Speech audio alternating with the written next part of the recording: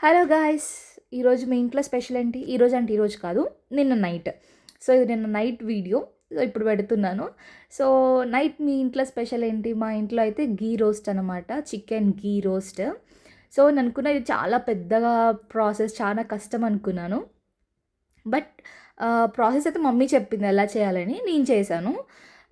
చాలా ఈజీగా ఉంది. చాలా సింపుల్ అండ్ ఈజీగా అయిపోయింది. సో, మమ్మీకి ఏమన్నా వెరైటీగా తినాలనిపించినప్పుడు తను చెయ్యదు. మాకు చెప్తుంది. మేము చేస్తామన్నమాట. సో, ఇంక అందుకు ఇక మమ్మీ చెప్తుంటే ప్రాసెస్ నేను చేశాను.